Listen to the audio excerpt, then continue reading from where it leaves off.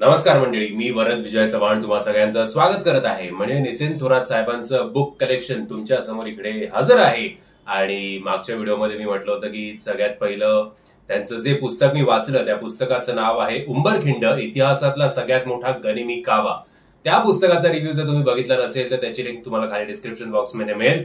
आता येऊया त्यांचं जे दुसरं पुस्तक आहे क्षत्रिय कुलवंत साधू या पुस्तकावर. मंडळी ऑलमोस्ट 270 का 75 पानाचं हे पुस्तक आहे आणि पुस्तकाच्या शेवटी महाराज कुठल्या वाटेने आग्र्यावरून सुटका झाल्यानंतर ते राजगडावर पोहोचले असतील त्याचा नकाशा सुद्धा आहे. फक्त आता मी तो तुम्हाला डिटेलमध्ये सांगत नाही, मी तुम्हाला विनंती करीन त्यासाठी हे पुस्तक विकत घ्या आणि ते नीट वाचा. याची किंमत ऍक्च्युअली आहे 440 रुपये, बट अमेझॉन वरनं मी जेव्हा मागवलं होतं थोडंसं मला डिस्काउंट मिळालं. ते डिस्काउंट मी तुम्हाला सांगतो किती होतं ते.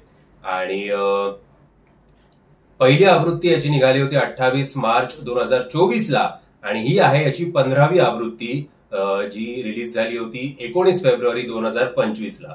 सो पटकन एकदा याचं अनबॉक्सिंग करून घेऊया. एकाच दिवसात अमेझॉन प्राईम थ्रू ही डिलिव्हरी झाली होती.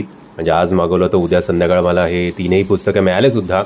क्षत्रिय कुलवंत साधू आणि साधूपुत्र शंभू या दोन्हीचा सेट एकत्र मागवल्यामुळे जरा डिस्काउंट मिळालं. दोन्ही पुस्तकांची किंमत होत होती साधारणपणे 870 रुपये, बट एकत्र मागवल्यामुळे 684ला मला ही दोन्ही पुस्तकं पडली.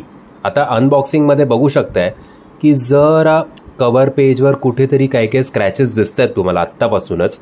म्हणजे बुक वापरलं नाही आहे, डिलिव्हरीमध्येच हे स्क्रॅचेस थोडे आलेले दिसत आहेत.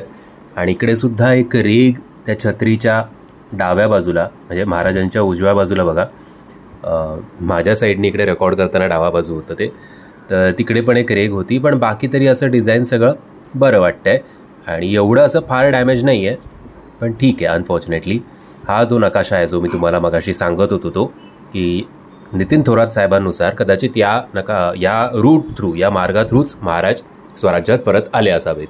बाकी प्रिंटिंग चांगलं होतं, कुठलंही पान मिसिंग नव्हतं, कुठल्याही प्रकारचं मिसप्रिंट नव्हतं, तर त्यासाठी हॅट्स ऑफ. सो चला आता मी पूर्णपणे सज्ज झालेलो आहे हे पुस्तक वाचण्यासाठी.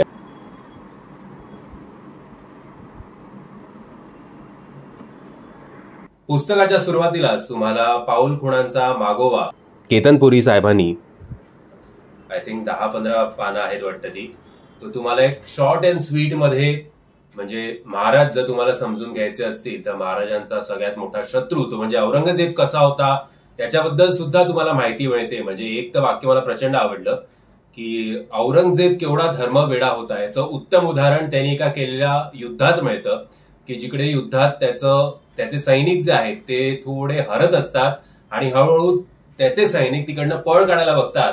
तर औरंगजेब काय करतो, औरंगजेब त्याच युद्धभूमीवर त्याच जमिनीवर तिकडे तो नमाज वाचायला बसतो आणि त्याला नमाज वाचताना बघितल्यानंतर त्याच्या सैनिकांमध्ये आपसुकच असं एक जोश येतो आणि ते परत फिरतात, माघारी फिरतात आणि परत एकेकाला कापून काढतात. सो ते सुद्धा मला एक ऍक्च्युली आपण सिनेमा बघतोय की काय असं वाटलं होतं. पण केतनपुरी साहेबांचा मी सुद्धा चाहता आहे, त्यांचं पुस्तक सुद्धा मला लवकरच मागवायचं आहे. हे 8 पुस्तकं वाचून झाल्यानंतर ऑलमोस्ट 18 पानांचं केतनपुरी साहेबांचं तुम्हाला एक मनोगत ओव्हरऑल या पुस्तकाबद्दल पण आणि एक पटकन इतिहासाचं रिव्हिजन पण तुम्हाला होऊन जाईल.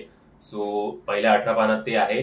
त्यानंतर मनातली कलाकृती कागदावर उमटली म्हणजेच प्रमोद मूर्ती साहेबांनी ज्यांनी हे कव्हर डिझाईन केलं आहे त्यांनी प्रॉपर एक्सप्लेन करून एक फक्त 2 पानात सांगितलं आहे की महाराजांची अंगकाठी त्यांनी कशी व्हिज्युअलाइज केली होती, ओव्हरऑल त्यांनी आणि त्यांच्या बाकीच्या बरोबर मावळ्यांनी कुठल्या प्रकारे साधूंचा जो वेश आहे तो कॅरी केला असेल, होळी कशी असेल, होळीच्या समोर हे सगळं जे काय काय आहे ते सगळं त्यांनी कसं व्हिज्युअलाइज केलं.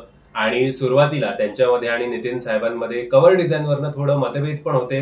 मतलब नितीन थोरात साहेबांना काहीतरी हवं होतं की सह्याद्रीच्या किनाऱ्यावर, जर मला एक्झॅक्टली नीट आठवत असेल तर सह्याद्रीच्या किनाऱ्यावर एका डोंगरावर पावसात भिजलेले महाराज एकटेच उभे आहेत असं त्यांना काहीतरी कव्हर डिझाईन हवं होतं. बट आपल्या प्रमोद साहेबांनी त्यांना पटवून दिलं की त्या डिझाईनपेक्षा हे डिझाईन खूप आवडेल तुम्हाला. आता जे मी तुम्हाला ऑनलाईन सांगितलं तर तुम्हाला कुठलं डिझाईन बघायला आवडलं असतं हे तर चांगलंच आहे, याच्यात काही शंका नाही आहे. सो महाराजांची अंगकाठी सुद्धा कशी असावी याच्यावर सुद्धा प्रमोद साहेबांनी खूप चर्चा केली होती आणि ते वाचायला मजा येते. आणि मग last but not the least आपल्याला नितीन थोरात साहेबांचं सुद्धा एक आय थिंक 3-4 पानांचं प्रस्तावना इकडे वाचायला मिळते आणि त्यानंतर या कथेची सुरुवात होते. पहिल्यांदा शॉर्ट आणि स्वीट मध्ये पुन्हा एकदा महाराज आग्र्याला कसे गेले, मग तिकडे त्यांचा अपमान कसा करण्यात आला, मग त्यांना नजर कैदेत कसं ठेवण्यात आलं, मग तिकडचा जो काय नाव त्याचं फौलाद खान आय गेस, जर मी चुकत असेल तर माफ करा, एवढा मोठा इतिहास आहे की पटकन ते असं लक्षात राहत नाही. तो सतत महाराजांची गळचेपी कसं करायला बघत होता ते, आणि त्यानंतर रामसिंगची होणारी गळचेपी. रामसिंग म्हणजे आपले मिर्झा राजे जयसिंग यांचे सुपुत्र, कारण मिर्झा राजेंनी शब्द दिला होता की महाराजांच्या केसाला सुद्धा धक्का लागणार नाही. पण एवढं असून सुद्धा महाराजांना वाटलं होतं की रामसिंग आपला चांगला पाहुणचार करतील, पण आग्र्याला शिरल्यापासून पदोपदी कसा महाराजांचा अपमान कळत असो किंवा न कळत असो रामसिंग कडनं होत गेला, त्याच्यावर सुद्धा एक पटापट तुम्हाला इकडे रिवाइज केलं जातं. आणि त्यानंतर केतनपुरी साहेबांनीच त्यांच्या प्रस्तावनेत लिहिलं होतं आय गेस की महाराजांवर, एक थोडक्यात सांगतोय मी की महाराज आग्र्यापर्यंत पोहोचले, तिकडे त्यांना कसं नजर कैदेत ठेवण्यात आलं, याच्याबद्दल समजा 200 पानांचे डॉक्युमेंट्स आपल्याकडे असेल तर आग्र्यावरनं जेव्हा महाराज तिकडनं पळाले आणि राजगडला जेव्हा पोहोचले त्या प्रवासावर फक्त 15-20 पानं आहेत. तर त्या 15-20 पानांमध्ये एवढं मोठं कादंबरी लिहायची कशी, 275 पानांची, हे नितीन थोरात साहेबांचं आणि केतनपुरी साहेबांचं डिस्कशन झाल्यानंतर जवळजवळ 1000 पानं त्यांनी लिहिली, असं त्यांनी प्रस्तावनेमध्ये लिहिलं आहे नितीन थोरात साहेबांनी. त्या 1000 पानांपैकी स्वतःच्या मुलाला आणि स्वतःच्या मित्रपरिवाराला किंवा स्वतःच्या पत्नीला कन्सल्ट करून त्यांनी ही 275 पानं फायनल केली. आता त्या प्रवासात महाराजांचा मोठेपणा पण आपल्याला दिसून येतो आणि जो कुठेही फेक वाटत नाही. की एकदा आधी महाराज आग्र्यावरनं सुटल्यानंतर लोकांना वाटलं होतं, म्हणजे औरंगजेबला वाटलं होतं की दक्षिणेत जातील, तर महाराज गेले उत्तरेत. मग तिकडे मथुरामध्ये काशीनाथ पंतांबरोबर चर्चा करून स्वतःच्या मुलाला शंभूराजेंना तिकडे ठेवलं. आणि मग त्यानंतर आपले महाराज आणि महाराजांबरोबर 5 मावळे, जर मी नावं विसरत नसेल तर Niraji, मणकोजी, दत्तोजी, Rayaji, I think he 4-5 मावळे आणि अजून पण काय काय होते अधूनमधून जे आपल्याला या प्रवासात दिसतात. त्या प्रवासात स्वतःला आता मथुरेतनं शंभूराजेंना तिकडे ठेवल्यानंतर मग ते पश्चिमेला गेले आणि मग तिकडनं दक्षिणेतला त्यांनी प्रवास सुरू केला.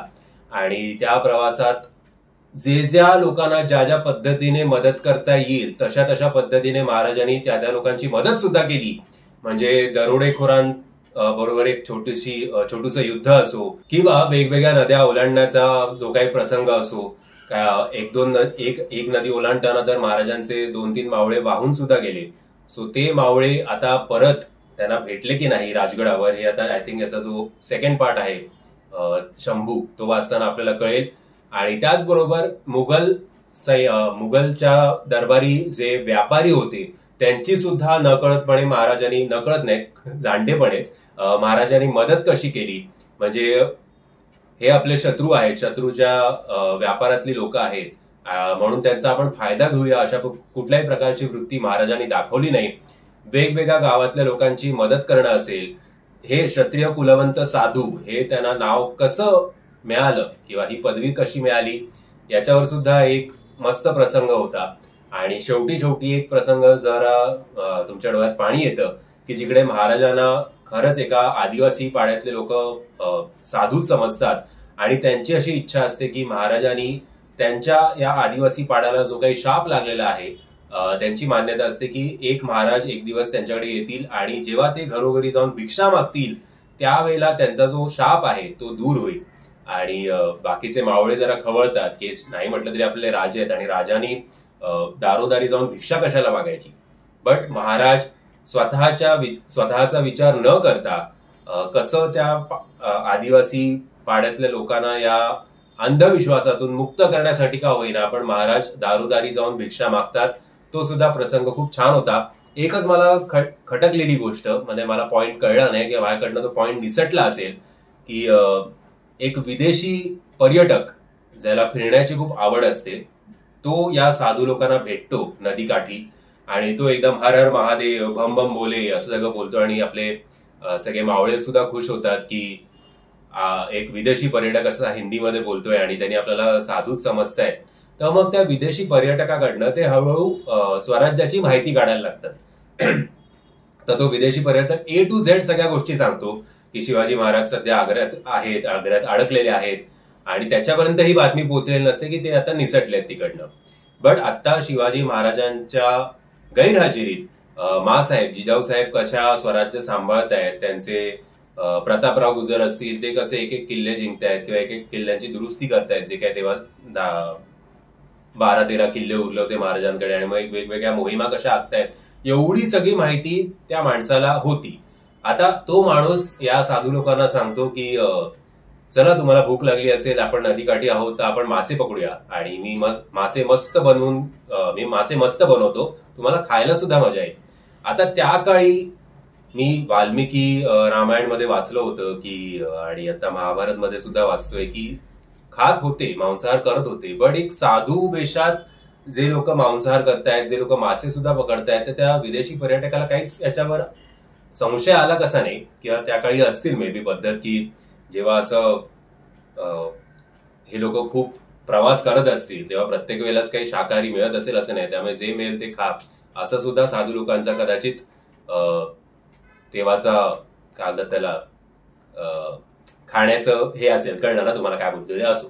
सो ओव्हरऑल ती एक गोष्ट सोडली तर असं काही खटकण्यासारखं नव्हतं.